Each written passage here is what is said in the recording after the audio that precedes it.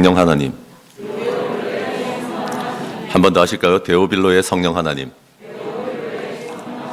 좌우에 한 번 더 인사하시고 말씀 듣는 시간 갖겠습니다. 새해 하늘 복 많이 받으십시오. 새해 하늘 복 많이 받으세요.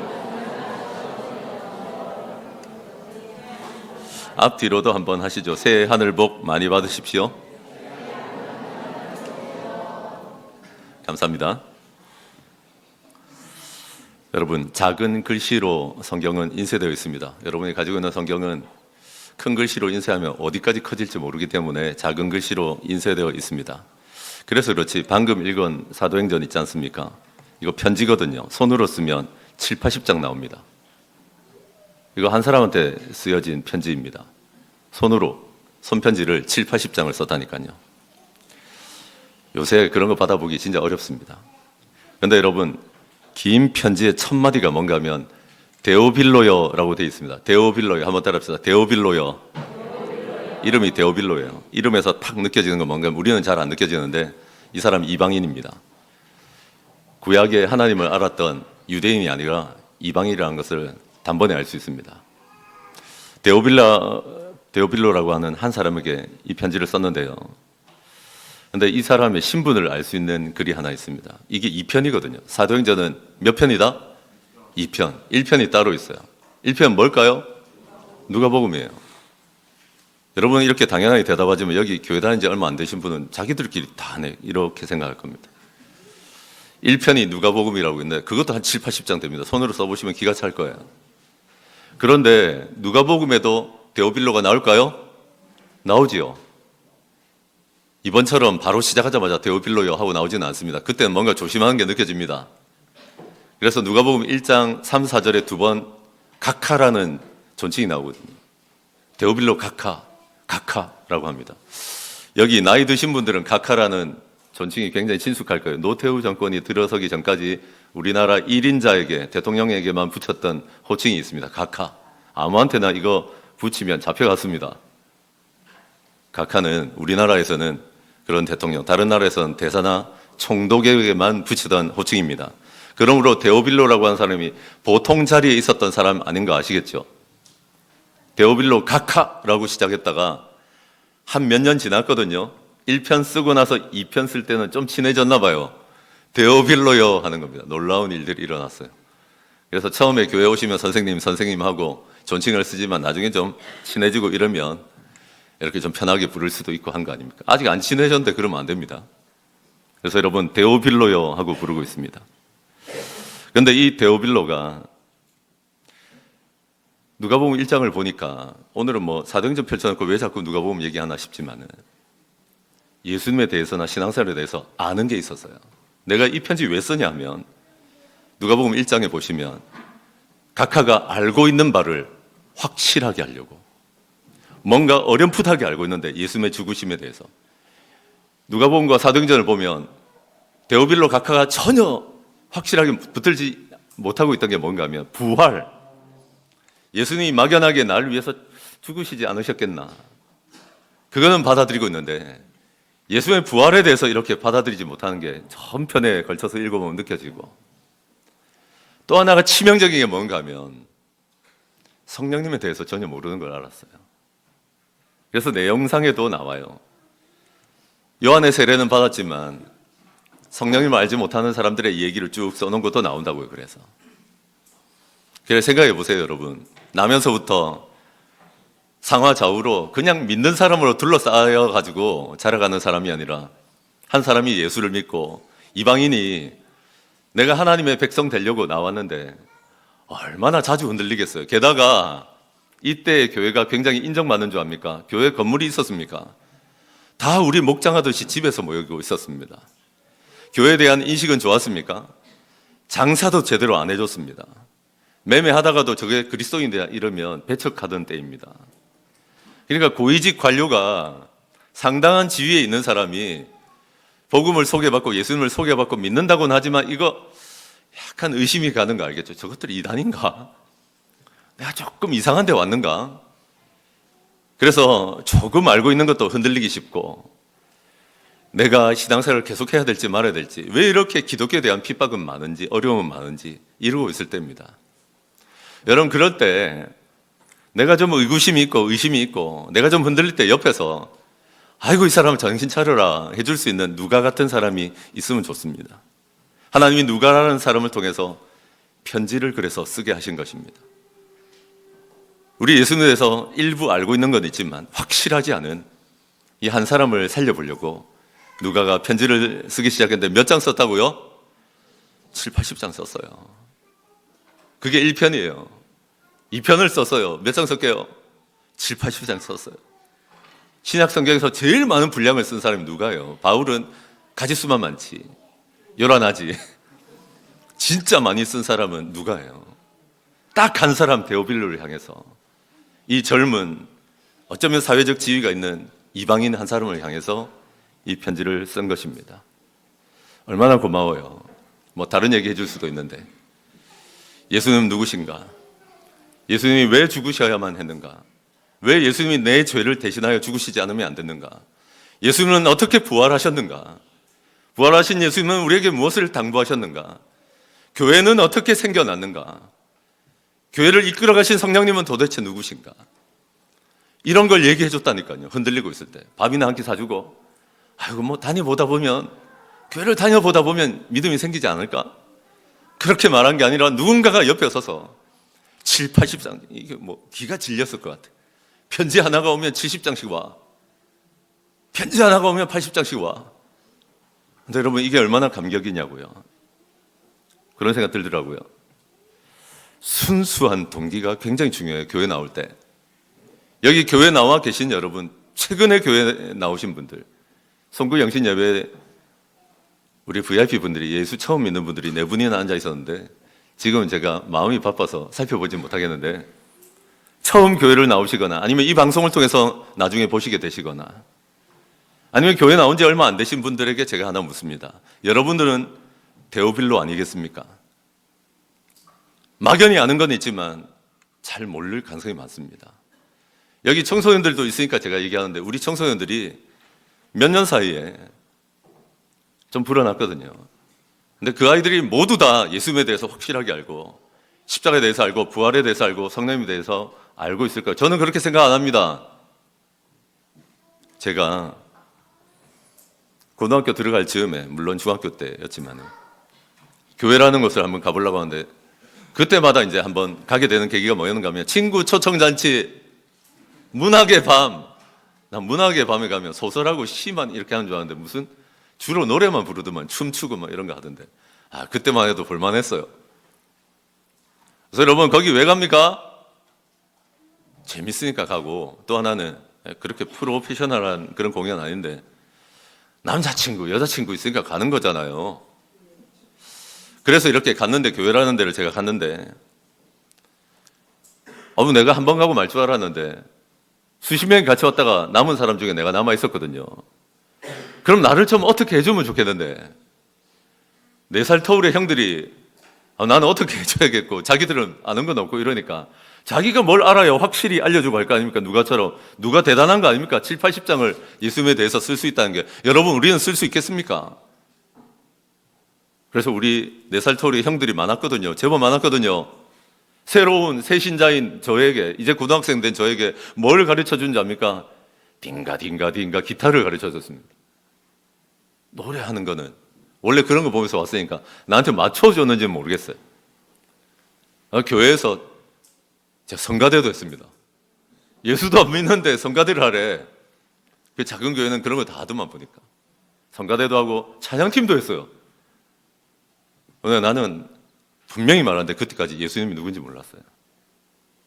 교회를 이렇게 오면 사람들이 좋고 잘 왔다 해주고 기타 가르쳐주고 이러니까 좋아서 왔다니까요. 예수님에 대해서 얘기 안 하더라고요. 성령님에 대해서 얘기 안 하더라고요. 그런데 4살 터울의 형들이 어느 정도 얘가 기타를 치고 나니까 안 되겠다. 나를 너무 사랑하고 아끼는 나머지 내가 예수님을 알고 부활에 대해서 알고 성령님을 아는 게 아니니까 뭘 가르쳐주기 시작했냐면, 한번 따라합시다. 당구. 내가 고등학생인데 그때만 해도 당구장에 고등학생들 다니면 안 돼요. 자기들은 대학생이니까 내보다 4살이 많으니까 다니는데 새 가족은 맞고, 얘가 남을 줄 몰랐는데 남아있으니까 해줄 수 있는 건 없으니까 당구를 가르치는데, 아직도 기억나요. 기마자세를 해라. 자세가 좋아야 된다 이러면서 제가 목사인데 150을 쳐요. 잘 모르시는데 그래도 어디 가서 약간 놀 정도는 됩니다. 30, 50, 80 뭐 이런 건 아니니까. 얼마나 가르쳤겠어요.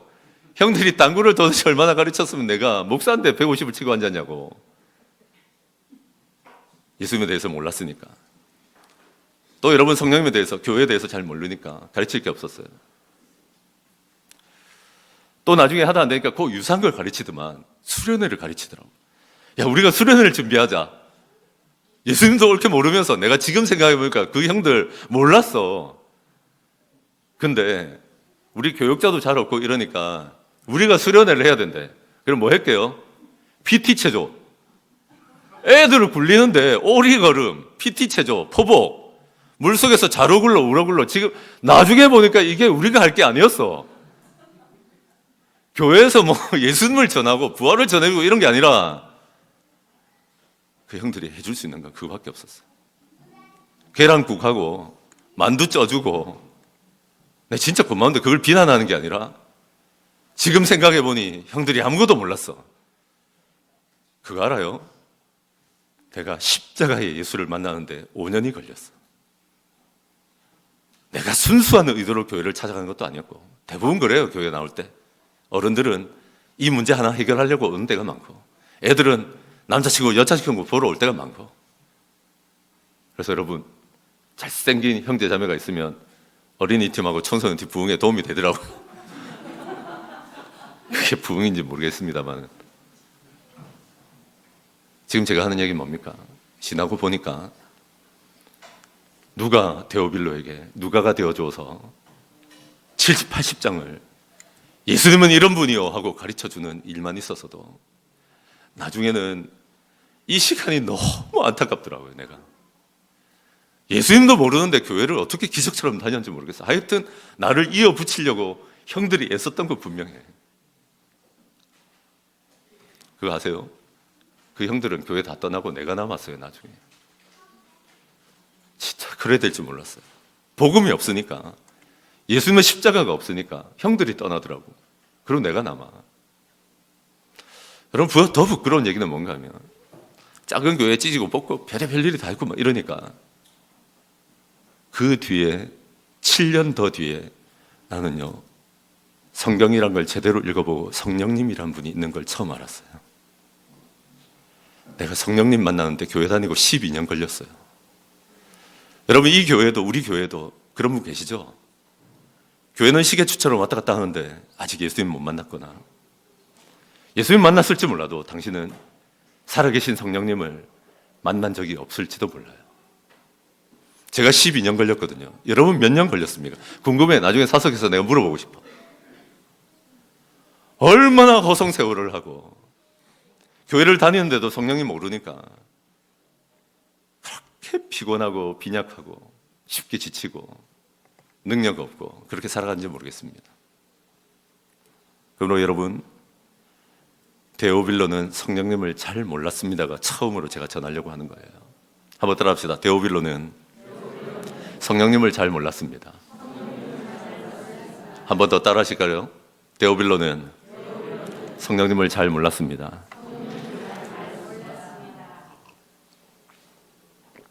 그래서 여러분, 좀 억울한 게 뭔가 하면 우리 청소년들도, 우리 교회 처음 예수 믿는 사람들도 좀 굴려야 돼. 한 5년 동안 예수님 소개 안 해주고 막 당구나 가르치고. 그래서 제가 더 예수 영접 모임 하는 거예요. 진짜 예수님 소개하는 거예요. 1시간 반 동안 예수님에 대해서 소개하는 거 쉬운 일은 아니지만은, 이번에는 왜 좀 당겨지냐면 세례를 받아야 될 분이 있어서, 그래도 다음 달 초에 모두가 있는 자리에서 세례 받으려면 그래도 이 사람이 예수 영접하고 몇 주는 지켜봐야지. 제가 더 지금도 지켜보고 있지만은, 그런 예수 영접 모임을 우리 교회가 누가가 되어서 데오빌로 같은 사람들에게 소개해 주자는 겁니다. 저는 7, 80장을 쓸 수는 없는데, 제가 생명의 삶이라고 하는 성경 공부 가르치는데, 이 성경 공부에 원고 매수가 몇 장인지 아세요? 한번 따라합시다. 500장. 그거 3번쯤 들으면 1500장 될 거예요. 하나님, 내가 누가복음 사도행전 합쳐서 150장을 쓰는 사람은 못 됐지만 내가 1500장을 전하면 예수님에 대해서 소개해 주시고 성령님에 대해서 알게 해 주시고 교회가 무엇이고 사명이 무엇인지 알게 해 주십시오. 제가 그렇게 기도하고 있습니다. 그러므로 여러분, 제가 교회 담임 목사로 부임하고 나서 생명의 삶을 1번 또는 2번쯤 하신 분들은 아직 좀 모자라요. 3번쯤 모시면 제 소원대로 응답해 주실 줄로 믿습니다. 그게 뭐예요? 누가가 되겠다는 거예요. 우리들에게 보내주시고 붙여주신 데오빌로가 있는데, 처음 예수 믿는 사람들이 있는데, 잘 보세요. 그 사람들 순수하지 않아요. 진짜 예수 믿고 싶어서 알지도 못하는데 어떻게 예수를 믿어? 진짜 성령님을 알고 싶어 어떻게 알 수 있어요? 우리가 알려주지 않으면. 하나님, 나를 누가 되게 하시고 나에게 누가를 붙여주시고 내가 데오빌로라면 누가가 있게 하시고 내가 누가라면 데오빌로에게 당구 가르치고 기타 가르치고 뒤에서 그냥 뒷담화하는 거나 가르치는 거 말고 진짜 이 복음을 소개하고 성령님을 알릴 수 있는 저와 여러분 되시기를 바랍니다. 둘째로 한번 따라합시다. 성령님이 오시면 권능을 받습니다. 한 번 더요. 성령님이 오시면 권능을 받습니다. 여러분의 목소리로만 사도행전 1장 8절 다 같이 한번 읽어주십시오. 사도행전 1장 8절입니다. 시작.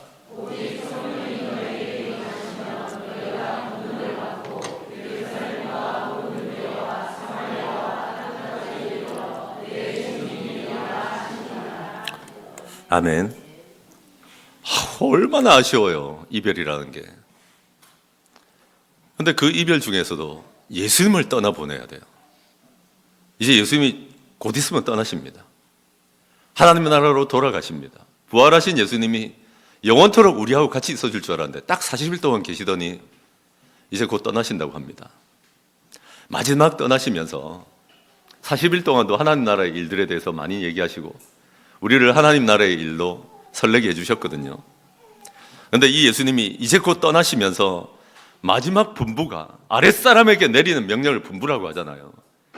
마지막 분부가 뭐였냐면 너희 예루살렘 떠나지 마라.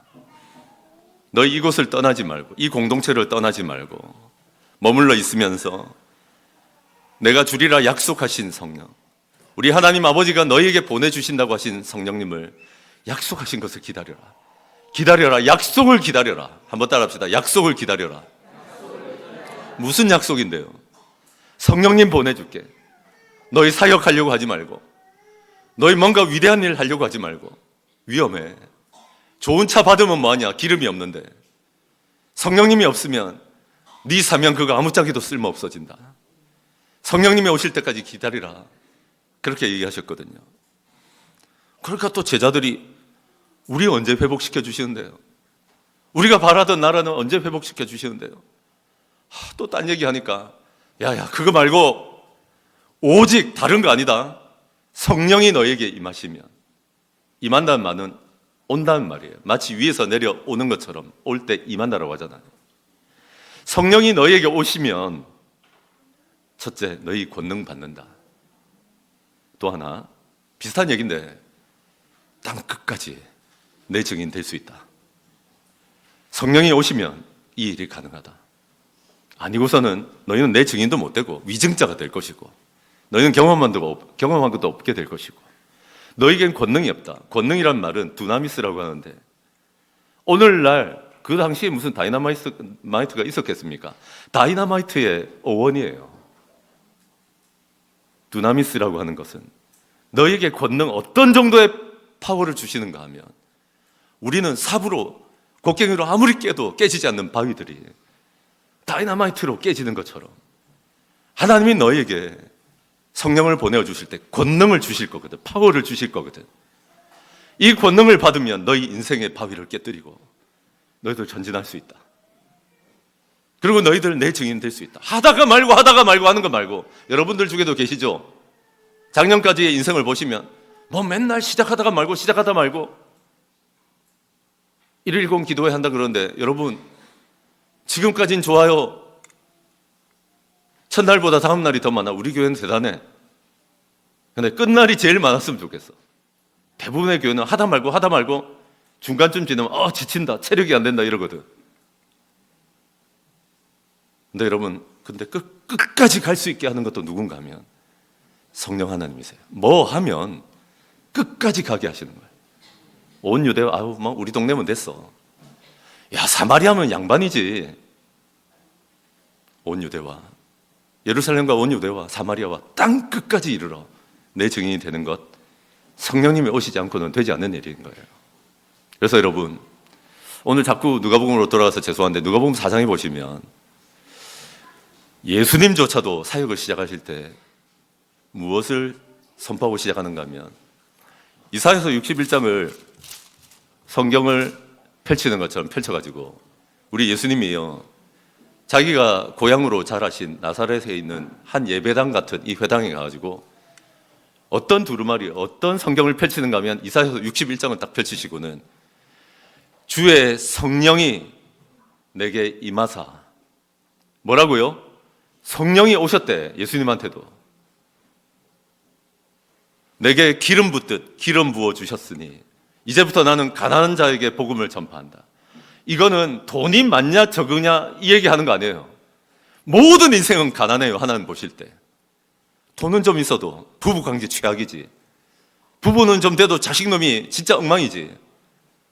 여러분, 건강의 문제 때문에 정말 가난해져 있지. 인생들 가운데 가난하지 않은 사람이 있습니까?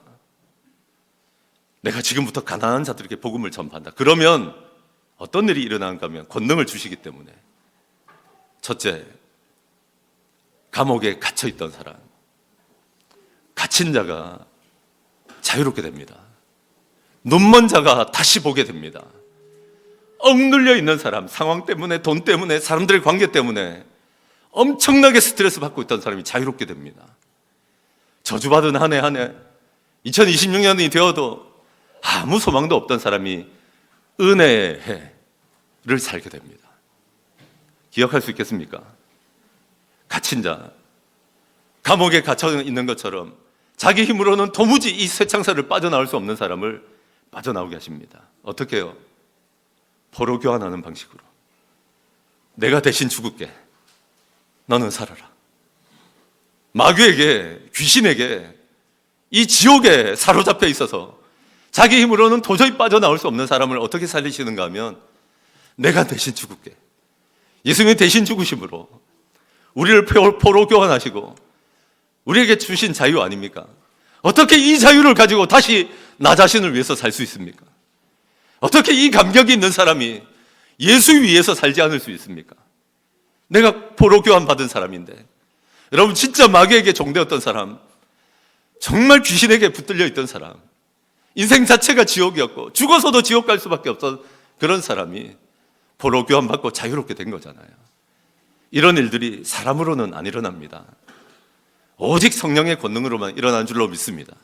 둘째로, 하고 많은 장애 중에 눈먼 사람을 다시 보게 하겠다 하시더니 우리 예수님이 귀신만 내어 쫓고 이랬던 게 아니라, 가르치기만 잘하신 게 아니라 어떻게 못 보던 사람을 보게 하시며 어떻게 나면서부터 다리 저는 사람을 일으키기도 하십니까?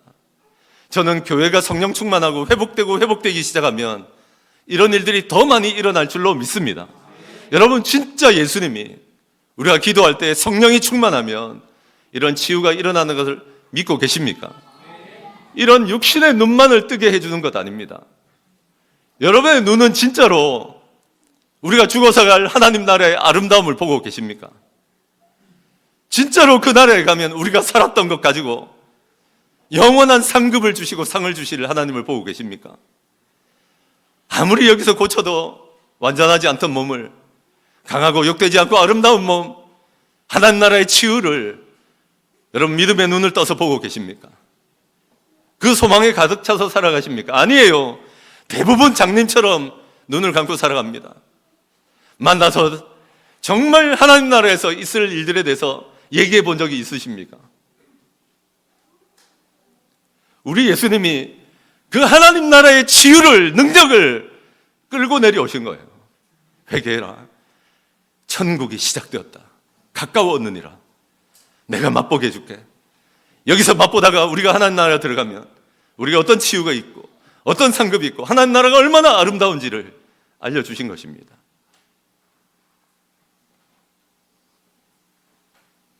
본인에게 허락받지 않고 한 가지 얘기를 할게요.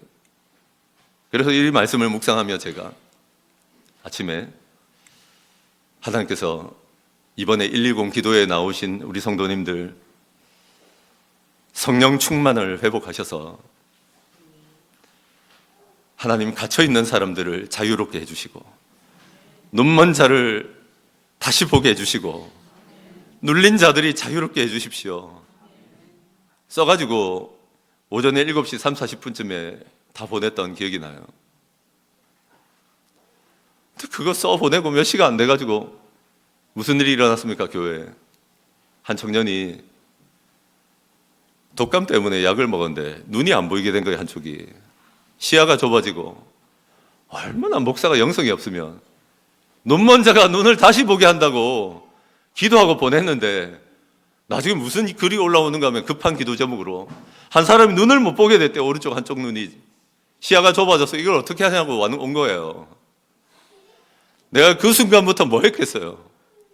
하나님, 나야 영성 없는 목사로 끝나면 그만이지만 110 기도에 한다 해놓고 우리한테 이렇게 약속을 주셔놓고 이 한 청년을 고치지 못하면 우리가 무슨 확신을 가지고 나갑니까? 그래서 또 부모님이 믿음이 좋아가지고 담임 목사 저녁에 7시부터 10시까지 또 기도에 시작하고 들어가야 되는데 그때 온대. 마음이 떨려가지고 6시 반부터 미리 준비하고 있었어. 내가 솔직히 말해서 눈을 뜨게 해본 적은 없거든요. 그런데도 내가 하나님 믿는 것은 하나님 우리 교회를 좀 불쌍히 여겨주십시오. 그래서 여러분 이 청년을 놓고 회개도 시키고 부모님들도 기도하게 하고 눈을 위해서만이 아니라 그간 좀 죄송한 얘기인데 공부를 못하는 애들은 스트레스 덜 받는데 너는 굉장히 눌렸을 텐데 독감만이 아니라 너의 모든 눌려있던 것들을 풀어달라고 하자. 예수 이름으로 담대하게 기도하느라고 시간이 많이 갔어요. 그래서 여러분 하나님께서 우리 교회의 기도를 사용하셔서 오늘 아침에 목사님 깨끗하게 다 나왔어요. 할렐루야. 얼마나 감사합니까? 목사님 나머지 눈도 나빠졌어요라고 하면 나 진짜 오늘 이 설교 이거 하다가 중단하고 딴 데로 지나갔을 거예요. 여러분 하나님이 우리 교회를 어떻게 위로하고 싶은가 하면 너희는 아스피린만 믿냐? 너희는 진짜 약봉지 털어놓을 때 기도하냐? 너는 주의 성령이 충만할 때 눈먼 자가 다시 보게 한다는 이 말씀 믿고 있냐? 그대로 살아가냐? 다른 사람들한테 말해줄 수 있냐? 경험한 게 있어야 말해줄 수 있지. 그뿐만 아니라 내가 그 청년에게 얘기했거든요. 너 논리적이고 상식적인데 하나님 나라의 이 상급, 하나님 나라의 치유, 하나님 나라의 아름다움에서 알고 있냐? 성령님에 대해서 잘 알고 있냐? 솔직하더라고요. 그럼 이번에 기도하자. 목사가 못됐어요. 고쳐주시면 나도 주님 위해서 내 인생을 드리겠습니다 라고 얘기해라. 되게 못됐죠? 깨끗하게 나은 청년 쪽을 안 보고 내가 얘기할게. 하나님 절대로 그 기도 잊지 않아. 내 눈을 고쳐주셨는데 내 인생 사용하여 주십시오 하는 거예요. 그러면 여러분 예수님도요, 하나님의 아들인 예수님도 보여주고 계시는 거예요. 나도 성령이 충만하게 임하고 나서 사역했다. 귀신을 내어쫓고 사람들을 모든 질병 가운데서 치유하고 그들의 정신이 온전하게 만들어주고 사람들을 가르치고 기적을 일으키는 이 모든 일들이 하나님의 아들조차도 성령 충만할 때 일어났다고요. 그러면 여러분 왜 자꾸 이번에 120 기도하면서 다른 건 아무도 제발 하지 말고 오직 성령 충만할 수 있도록 이것만 기도해 보자고 하는가 하면 여러분 우리 진짜 권능 없잖아요. 뼈다귀가 차요. 사명만 붙들고 있고 영혼권에서 제자 만들어야 되는 건 알지만 허걱거리고 있지 않느냐고요. 주님의 권능이 우리를 사로잡지 않으면 이 파워를 우리에게 주시지 않으면 어떻게 이 길을 갈 수 있겠냐고요. 그러면 여러분, 시간 관계상 다 얘기하진 않지만 모든 갇힌 사람들을 자유롭게 하시고, 눈먼 것을 다시 보게 하시고, 눌려있는 사람들을 자유롭게 하시고. 여러분, 스트레스는 뭡니까? 그보다 더 크신 하나님을 올 한 해는 만나게 될 것입니다. 여러분, 우리가 살 2026년은 저주의 해가 아니라 은혜의 해인 줄로 믿습니다. 이것을 기억하시는 저와 여러분 되시기를 바랍니다. 그럼 마지막으로 14절을 여러분의 목소리로 함께 좀 읽어주시면 좋겠습니다. 14절입니다. 시작.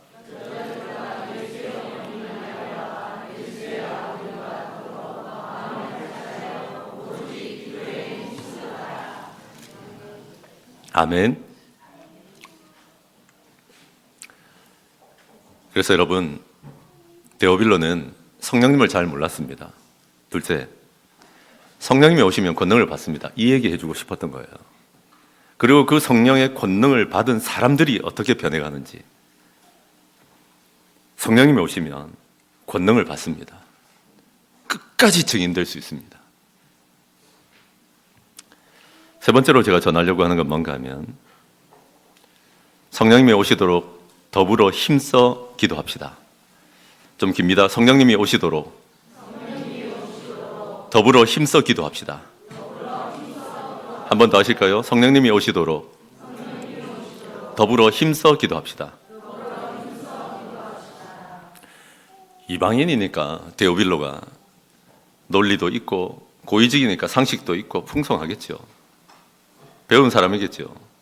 그런데 눈에 보이지 않는 영적인 세계에 대해서는 진짜 무지했어요. 요새 젊은이들 이전 세대의 어른들보다 굉장히 논리적이고 상식적이고 풍성한 지혜 가운데, 지식 가운데 있습니다만은 되게 우려하는 게 있어요. 영적인 세계에 대해서 옛날 어른들만큼 잘 몰라요. 보이지 않는 세계가 있다는 것에 대해서 굉장히 둔감해요. 데오빌로가 그랬죠. 그래서 여러분, 누가복음에는 굉장히, 사도행전도 마찬가지인데 기도 얘기를 많이 합니다. 그래서 시간 관계상 찾지 않지만 누가복음 3장 21절에 가면 성령님을, 예수님이 어떻게 성령님이 임하셨는가를 얘기해 주거든요. 다른 사람들처럼 요한에게 찾아와서 요단강에서 세례를 받으세요. 세례를 받으시는데 거기에 무슨 구절이 있는가 하면 누가복음 3장 21절에 세례 받고 기도하실세라는 표현이 나와요. 예수님 뭐 했다고요? 세례도 받았지만, 여러분 꼭 세례 받으세요. 동시에 뭐 했다고? 기도하실세. 성령님이 비둘기같이 내려오시니라 라고 얘기합니다. 그리고는 하늘에서 이런 소리도 났습니다. 이는 내 사랑하는 자요 내 기뻐하는 자다. 내가 지금 하려고 하는 얘기는 뭔가 하면, 우리 예수님이, 누가는 의도적으로 무슨 얘기를 하는가 하면, 예수님께 성령이 임하실 때도 그럴 필요가 뭐 있어요? 안 보여줘도 되는데 의도적으로 예수님이 사람에게 세례받는 법도 보여주시고, 세례받을 때 예수님이 기도하시니까 성령이 비둘기같이 하늘로부터 내려오시는 거예요. 예수님도 성령 충만을 처음 우리에게 보여주실 때 기도하시는 것으로 보여주시는 거예요. 근데 여러분, 아직 성령님 오시지도 않았는데 누가복음 11장에 보시면, 죄송해요, 오늘 성경 얘기를 많이 해서 저 이런 거 잘할 수 있어요. 근데 보통 때는 너무 어린 성도들이 주일에는 많이 오기 때문에 안 할 뿐이에요. 오늘은 좀 용서해 주세요. 누가복음 11장에 가면 친구가 찾아와서 떡이 부족하니까 떡을 좀 빌려달라고 온 친구가 뭘 하는가 하면, 벗땜을, 내가 친구니까 달라고 하는 거 아니다, 계속 문을 두드리며 떡다오 떡다오, 야 진짜 니 너무하다.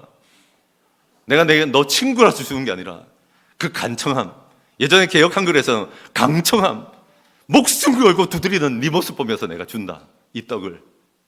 근데 그 뒤에 뭐라고 하신지 압니까? 구하고 두드려라. 자식이 생선을 달라 그러면 뱀 주겠냐? 알을 달라 그러는데, 계란 달라 그러는데 거기다 정갈 던지겠냐? 악한 자라도 자기 자식에게 좋은 거 줄 줄 알지 않냐? 하물며 무슨 얘기 나오는지 아세요? 구하는 자에게 성령을 선물로 주시지 않겠냐? 구하는 자에게 성령을 주시지 않겠냐? 성령님이 아직 이 땅에 오시지도 않았을 때예요. 근데 예수님은 뭐라고 미리 가르쳤냐면, 너희들에게 가장 중요한 선물은 성령님이 될 건데 구해라. 강력하게 청해라. 그렇게 얘기하시는 거예요. 이 간청의 핵심은 뭔가 하면 끈질김이에요. 오늘 14절에 나와 있는 힘써라고 하는 이 헬라어의 어원이 뭔가 하면 끝까지예요. 끝까지. 끈질기게. 힘써라 그러니까 우리 한국 사람도 뭐가 있냐면 빡 힘을 쓰고 다시는 기도 안 해. 기도는 한번 딱 올라갔다고 그만이야. 아니에요. 이루어 주실 때까지. 몇 날이 못 되어 주실 거라고 안 합니까? 그 몇 날이 사실 10일이 될지 몰랐겠지. 100일이 돼도 할 말은 없지만 그때까지는 힘써서 기도하라고 안 합니까? 그런 예수님이 하늘의 능력을, 권능을 끌고 내려와서 사람들의 귀신이 떠나가고 사람들의 질병이 떠나가고 정신이 온전해지고 가정이 달라지고 인생이 달라지지 않았습니까? 그 다음 2편에서 무슨 얘기가 나옵니까? 이 성령님을 만나더니 이제 제자들이 하나님 나라의 치유와 권능을 끌고 내려와서 교회를 세우고 교회가 그 많은 박해와 죽임을 당하고 쫓겨남을 당하고 어려움을 당해도 굴하지 않고 복음을 땅 끝까지 전하는 것을 보게 되지 않습니까? 그럼 여러분, 우리가 이제 남아있는 건 뭔가 하면 데오빌로에게 하는 얘기는 뭔가 하면 너는 힘써서 기도해라. 끈질기게 해라. 진짜 네가 성령님 못 만났으면 인정을 하고 한때 성령님 만나서 성령 충만이 뭔지도 자기가 충만하고 세상이 충만하고 오늘 우리 장로님 기도 잘해 주셨잖아요. 마귀가요 우리에게 하나 딱 주려고 하면 남겨놓는 게 비교의식이에요. 오늘 장로님 기도할 때 남들은 다 앞서가는 것 같고 나만 제자리인 것 같다라는 말이 얼마나 공감이 되는지 모르겠어요. 세상으로 충만해가지고 남들은 어떤데 나는 이렇고 남들은 결혼하고 남들은 집을 사고 남들은 저런 차를 타는데 세상 충만합니까? 성령 충만합니까? 자기 충만합니까? 성령 충만합니까? 성령 충만을 잃어버리고 살지 않습니까? 근데 회복할 수 있는 방법은 누가복음에 의하자면 사도행전에 의하자면 딱 하나밖에 없어요. 끈질기게 기도하는 거예요. 여러분 제가 생명삼 때 하는 얘기잖아요. 제가 이런데 굉장히 강한 선교단체에 대학생 때 다니고 있었는데 모두가 성령 충만을 체험하고 모두가 방언하고 치사드만 자기들끼리 다 하고 나만 안 돼. 저 진짜 책 많이 읽었는데 죄송한 얘기인데 되게 상처가 많거나 너무 지성적인 사람들 성령님을 굉장히 제한합니다. 난 안 되더라고 잘. 내가 하나님이 은혜 주신 게 뭔가 하면 끈질기게 한 거예요. 대학교 1학년 때부터 4학년 때까지 성령 체험하게 해달라고 불쌍해 죽겠어 내가 진짜. 근데 여러분 부끄러운 게 중요한 게 아니라 난 성령님이 어떤 분인지는 알겠는데 내가 만난 적도 없고 내가 경험한 적도 없으니까. 근데 불쌍하게 내가 어떻게 만났다고 했어요? 그렇게 기도할 때는 다른 사람들한테 창피하고 여러분 5, 60명이 나 하나만을 위해서 기도하러 와가지고 나 붙들고 기도하는데도 안 돼. 비참하더라고. 예배 시간에 제일 뒤에 앉아가지고 나는 버림받았나 이런 생각도 들고. 근데 여러분 자다가 우리 집 장롱 앞에서 자다가 일어나서 내가 방언하고 성령님을 처음 만났어요. 너무 의지가 강하고 자기 고집 강한 사람들은 오래 걸려요. 근데 자기가 알아요. 내가 성령님을 만나는지 아닌지. 그게 첫 사건이고 그 뒤로 기도하면 채워주시고 만나주시고 하는 거예요. 그러면 여러분 기억하셔야 될 건 힘써 기도하십시오. 또 한 가지 뭘 명령하셨는가 하면 더불어서 예루살렘 떠나지 말고 이 공동체에 머물러서 120명이 함께 기도해라.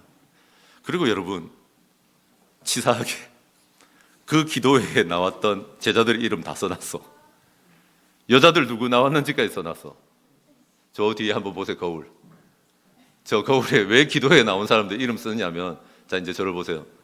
제가 그냥 하는 것 같아도 이번에 예수님 부활하시고 오순절 날에 성령 임하시기 때문에 10여일 정도 했어요.